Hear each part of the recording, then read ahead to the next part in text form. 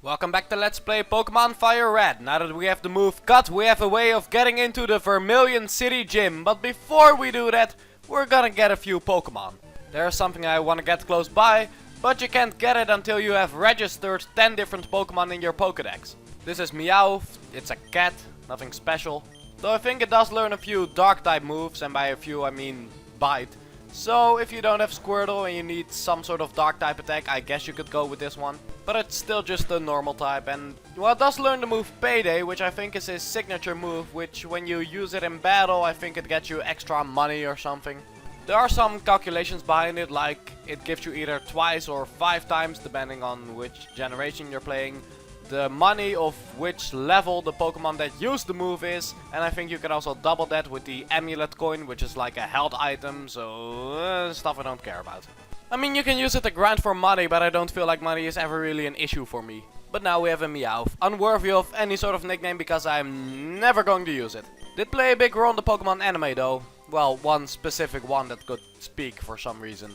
Okay, just one more Pokemon, because evolving a Pokemon also counts as registering a new one in the Pokédex. Well, at least when that's your first time obtaining the Pokemon. Let's see, and another goddamn Meowth, I already have you, go away! Oh, but that is something worth pointing out. When you run into a Pokemon in the wild that you already caught, you will see a Pokeball icon next to its health bar. So let's for example show it off with a Pokemon I haven't caught yet. Hey, look, a Pidgey, and I haven't caught it yet, so there's no Pokeball icon next to the health bar. See? So as I try to catch this Pidgey, let me bring up something about the HMs that I didn't bring up before, is that once you obtain the HM, you can't necessarily use it in the overworld. Before you can use it in the overworld, you have to have a certain gym badge. I think Misty also said you are now able to use the move Cut outside of battle. So that is a case where we get to use the move before we even have to move. But there are a few cases where you already have the HM, but you don't have a certain gym badge yet, so you can't use it to go places yet. But you can still use it during the battle. Again, I also don't like how we have to waste a move slot to do something in the overworld. Can't we just get like an item for that? Can we get like hedge clippers to cut down the small trees? I mean, later on in the game there's also something that's blocking our way in the overworld, and we get an item to get rid of that, not some sort of HM. Can we just stick to items? But oh well. At this point they're probably not gonna go away anytime soon because they've become sort of a staple of the series. But why stick to something that everyone hates? Seriously, nobody likes HMs. Or at the very least the way they're implemented. But I already talked about this in the end of part 6, so let's talk about catching this Pidgey. I have the choice of either using Sleep Powder or Stun Spore. Honestly, even though the Sleep status makes it that the Pokemon can't attack you at all, it goes away after at most 5 turns. Paralysis, I only have to inflict once and then it stays paralyzed. So I prefer Paralysis because with Sleep you constantly have to waste turns trying to put it back to sleep, and even then it can very easily miss. With Paralysis you only have to inflict it once, and after that you can just keep chucking Pokeballs at it. Oh, by the way, I'm gonna give this Pidgey a nickname, which was supposed to be epic foreshadowing for something I gotta do with it later on, and then I horribly misspelled the word Cinnabar. So that joke kinda fell flat on that regard, but now I have a minute to talk about Pokémon Yellow! Like I said before, after Pokémon Red and Blue were released, they also made Pokémon Yellow, which was more so based after the Pokémon anime. It has some minor changes of which Pokémon you can catch where, but there are bigger changes. For example, you can't pick a starter, you always have to start with Pikachu, which is also the only Pikachu you get in that entire game, and that Pikachu sprite actually follows you around in the overworld. Along with that, you know I said that Generation 2 introduced Happiness stat? Well, that specific Pikachu was the only Generation 1 Pokemon to have a Happiness stat, so it was sort of an experimental. Also, if you give Pikachu a Thunderstone, it will evolve into its evolution, but in Pokemon Yellow it pretty much refuses to evolve because it needs to be a mascot, and that's what it did in the Pokemon anime. Oh, and one more thing, even though I said that you can't pick one of the starters, but you can get all 3 of the starters in the game. You are unable to catch them in the wild, but they are sort of one of a kind only you can get from people by... I think you also need to mess with your happiness stat of your Pikachu in order to get them. But hey, if you have trouble picking a starter, you can play Pokemon Yellow and have all 3 of them. Sadly, that's all the time I have to talk about Pokemon Yellow for now. There are a lot more changes it made to Generation 1, a lot more things to talk about, but I'll make sure to mention those later. In the meantime, we are going through Diglett's cave again, which, luckily, isn't very long. It's just one diagonal line. Also, when we exit, we are actually very close to Pewter City, and there's something to show off there which I didn't show off the first time. There's a museum there, and we can do something else at the museum now that we have to move cut. But you can also go to the museum the normal way when you first go to Pewter City, and you have to pay to get in there, and you can talk to a few people and look at a few interesting sprites, but there's nothing really else to do there. Oh, and this is our TM bag. HMs are marked differently, and the other TMs have a number and what move they are, and they also have a typing next to it and how many of them you have. And when you try to teach it to a Pokemon, it shows you which Pokemon are able to learn it and which Pokemon, well, aren't able to learn it. Also, we teach the move cut to Diglett, which is... It doesn't have any hands, at least for as far as we know. Maybe there are hands underground there, but we never see them, so how does it use cut? I don't know. Oh, and another thing. HMs or TMs are represented by these little disc things, so do we just hold it up to their head and they magically know the move? Or maybe they're tutorial DVDs to show the Pokemon how to use those moves. I don't know. Oh, and in one of these houses you can trade an Abra for another Psychic type Pokemon by the name of Mr. Mime. To be honest, Kadabra and its evolution are a lot more useful than Mr. Mime, so no. But for the sake of filling out the Pokédex, you can always catch another Abra. So whatever suits your needs.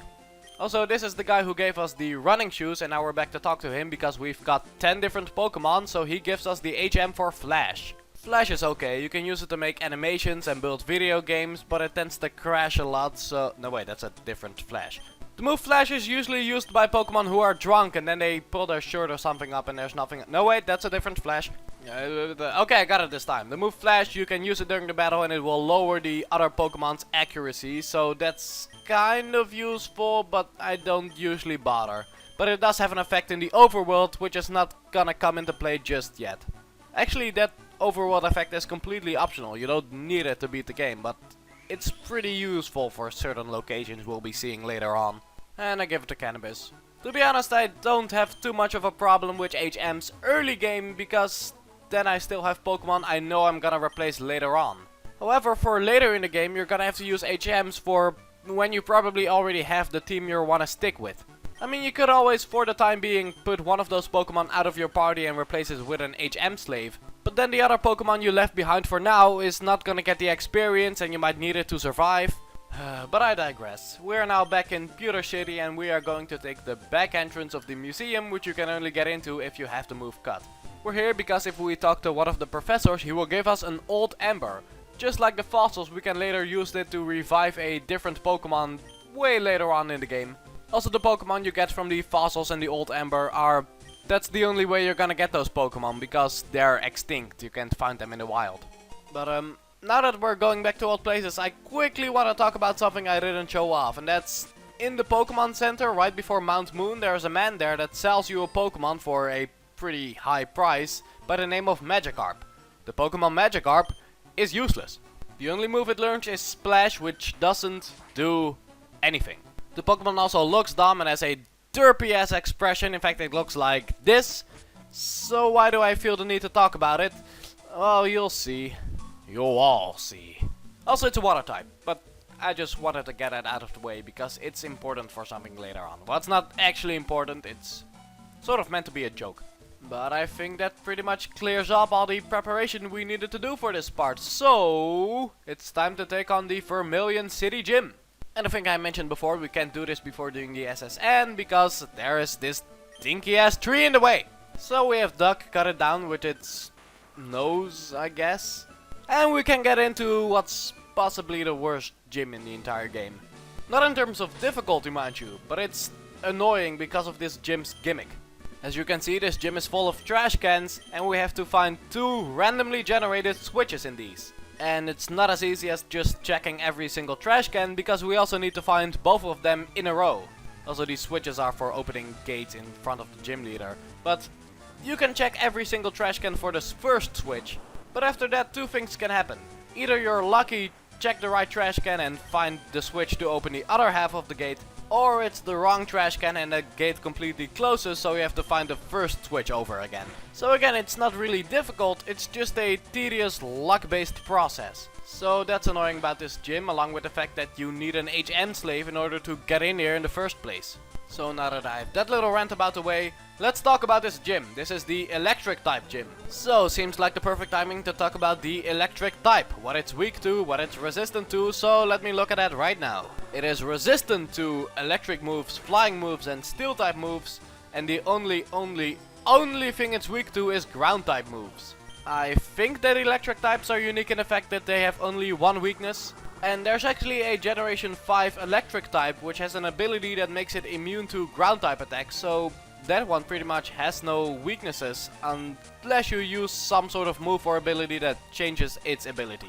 Also, I'm using cannabis here because grass types are resistant to electric type attacks. But I think the real shiner of this gym is gonna be Duck because his ground attacks hurt the electric types a lot. And he himself, because he's a ground type, is also immune to electric type attacks. A Pikachu in this battle can be okay as well, because as an electric type he's also resistant to other electric type attacks. But that also goes for the opponent as well, so it's okay. And Aqua is a water type and it's weak to electric, so I'm not gonna send that out. But that's not the only typing I want to talk about here, because our opponent is about to send out a Magnemite.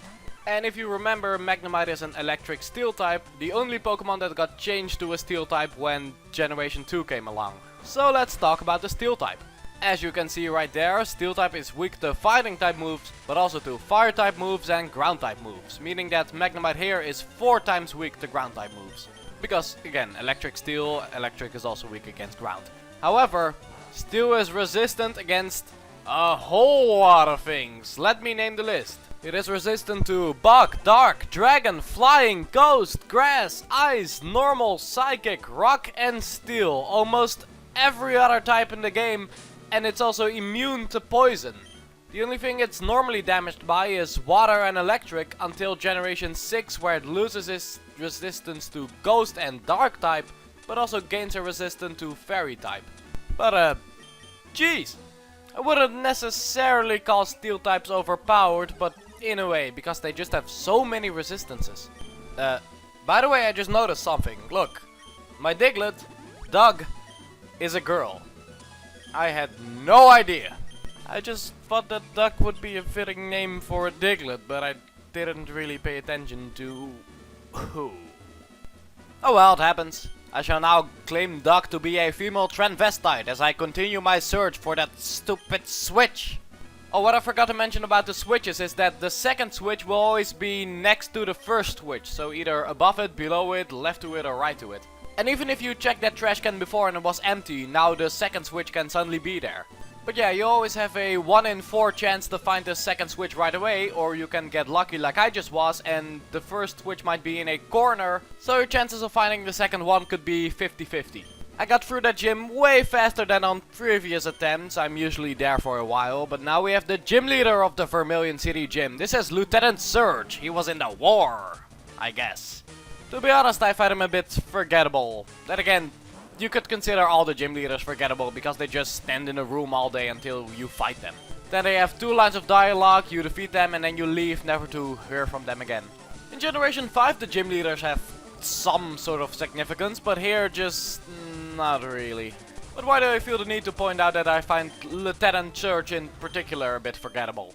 Well, pretty much the same reason why I like Pokemon over other Pokemon. I like them by design. And when it comes to human character designs, I tend to have a preference for female characters for some reason, and not in like a boy meets girl sort of way. That's an odd way of describing it, I always do that. Boy meets girl, or boy meets boy, or girl meets girl, or... I'm getting off topic. Let's talk about what I think about the gym leaders. I mean, Misty and Brock I just remember because of the anime, and even then I wasn't too big of a fan of the anime, but at least they made them something to remember. And granted, the other gym leaders are in the anime as well, but I just tend to disregard that. Well, the anime also sort of made gym leader number 6 someone to remember, but even then I don't really care. I do care about her Generation 4 redesign. Then again, that Generation 4 redesign also kind of makes her one of my favorite gym leaders. Again, just because of that design. As for other gym leaders, I find number 4 kind of forgettable. Number 5 I remember just because he gets sort of a promotion in Generation 2. Well, that and the move Minimize. Number 7 bears a little bit of plot significance. And number 8, well, you'll see that when it happens. I don't want to spoil it. You know, I'm just getting a bit too far ahead. Let's just talk about this gym. All of Lieutenant Surge Pokemon have the move Shockwave, which, just like Swift from the last gym, is a move that never misses. So again, you can't really try to lower their accuracy or up your own invasion because they're still going to hit. I mean, there are exceptions. You won't get hit by Thunder Wave if you're using one of those 2-turn attack moves where you sort of leave the area, like Dig. And the Voltorb we're fighting also has Tackle, which is just sort of lame, Screech, which lowers your defense, and Sonic Boom, which is a normal type attack that in Generation 4 will become special. I mean special as in a non-physical move. But it's also a normal type attack that can actually hit Ghost type Pokemon, even though Ghost type Pokemon are supposed to be immune to normal type attacks. But something else about the move Sonic Boom, and this doesn't really have anything to do with Pokemon itself, but the name Sonic Boom, a move being used by a Pokemon that Lieutenant Surge has. Lieutenant Surge looks a lot like a Street Fighter character by the name of Guile. And Guile in Street Fighter has a move that is named Sonic Boom. Just thought I'd point that out. I mean, it's a coincidence, I think. Maybe it's on purpose, I don't know. Oh, but now we're fighting his Pikachu, and this Pikachu and his next Pokemon both have the move Double Team, which increases their invasion. So if you let them use it enough times, you're going to keep missing and they're gonna be really hard to hit. Luckily, as stupid as it was for me even trying, I was still able to hit it with Poison Powder, so at least it's poisoned. So it can dodge my attacks as much as it wants. It's still slowing dying unless Lieutenant Surge does that. Lieutenant Surge had a full heal on him, which heals a Pokemon of any status effect. Or at least any of the visible status effects. I'm not sure if it affects like confusion and such. It might, I don't know. But luckily he doesn't have an infinite amount of them, so I can just try to use Poison Powder again. And it hits even though Poison Powder has both low accuracy and Pikachu used Double Team a few times. So for once I'm actually getting pretty lucky today. And I'm looking and it seems I'm unable to find any records of which and how many items the gym leaders use in this game. I can find it for other generations, but not for Fire Red and Leaf Green. Oh well, it seems like Surge is not using another full heal on his Pikachu even though it's poisoned, so I'm gonna assume he only had one on him. However, I'm betting that he still might have a super potion or two. I think I said this during the last gym battle, but it's always a good idea to make sure that they use their potions on their weaker Pokemon, and you can sort of manipulate it. That way they won't keep using their potions on their stronger Pokemon because they won't have them anymore. Also, I just tried to use Flash during the battle, which isn't gonna do a lot because one, it missed because the Pikachu used Double Team a whole lot, and again, Flash lowers accuracy and this Pikachu has Shockwave, so that's not gonna mean a goddamn thing. So instead I send out Doc the Transvestite to use Magnitude. Magnitude, I'm not sure what I said earlier. I might have said that it goes between Magnitude 4 and 9, but it's supposed to be between 4 and 10. And once again, Magnitude 4 is the weakest, where Magnitude 10 is the strongest. There is a 5% chance it will be Magnitude 10, but there's also a 5% chance it will be Magnitude 4, so both the weakest and the strongest versions have the lowest percentage. The closer that number is to sort of the middle of the scale is actually the more likely it will be to actually hit that number. So there's a 10% chance of hitting Magnitude 9 or 5, a 20% chance of hitting Magnitude 6 or 8, and then it has a 30% chance of hitting Magnitude 7, so that's the most likely to happen. But now we are fighting the evolution of Pikachu, Raichu. It will only evolve into Raichu when you give it a Thunderstone. However though, a lot of Pokemon that require a stone in order to evolve stop learning new moves after they evolve. So this Raichu isn't gonna learn any new moves regardless of how many times you level it up. The reason they do that is to actually give you a reason to not use your Thunderstone right away. If your Pokemon still has shitty moves, you might not want to use that stone before you learn new moves, better moves. So it's always a good idea to do some research on what moves a Pokemon can learn before you use the Thunderstone. Or any other stone depending on the Pokemon. Which is funny because I can't be the only one that used to think that you could use a Thunderstone to evolve any electric type Pokemon. And again, not just the Thunderstone. I thought I could evolve my Bulbasaur sooner if I gave it a Leaf Stone. But no, it later turned out that the only Pokemon that can use a Thunderstone or Leaf Stone or whatever stone is the only ones that need it to evolve. The ones that won't evolve otherwise. Which is actually a good thing, because otherwise you might waste a Thunder or Leaf Stone on a Pokemon that was gonna evolve anyway, as opposed to a Pokemon that wasn't gonna evolve until you use that Leaf or Thunderstone. Well, actually, in Generation 1, including its remake, which we're playing right now, this is the only generation where you can actually buy the evolutionary stones. So using it on the wrong Pokemon, again, if you were able to, wouldn't really be a waste. but it would be in Generation 2, 3 and 4. In those games there's only a limited amount of evolutionary stones that you can find throughout the game.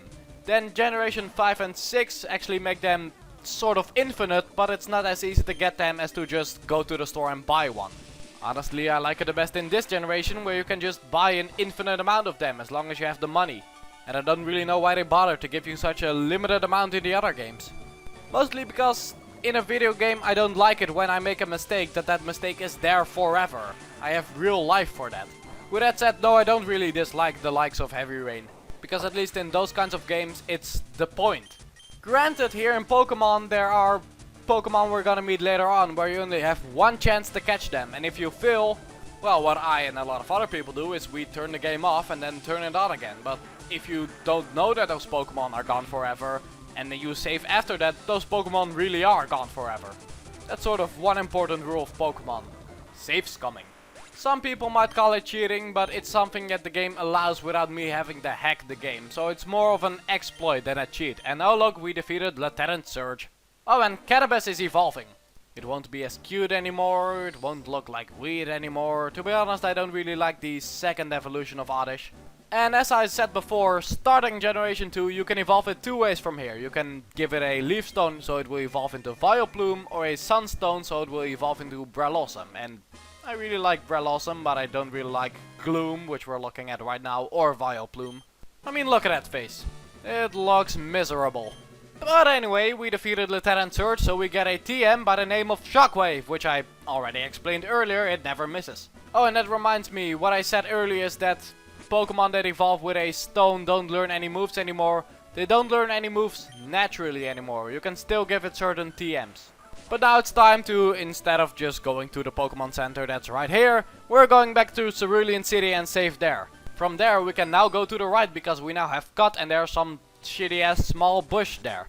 In fact, in order to progress with the game, we didn't really have to fight Lieutenant Surge. I mean, you're gonna have to fight him at some point, but you didn't have to do it now. We could have saved it for later, and that's something I actually really like about Kanto, because you can do that in a lot of places. It's very non-linear in terms of how you play the game, and I like that.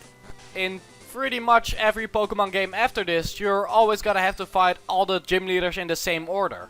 Maybe the game is just a lot easier to design that way, but I find it a little odd that Generation 1 is the only generation where they really give you that option. But perhaps in the near future we might get a new Pokemon game that maybe does it the same way that Kanto did. For now, that was the end of part 7 of Let's Play Pokémon FireRed, and I hope you join me in part 8 where we go through Rock Tunnel. See you then.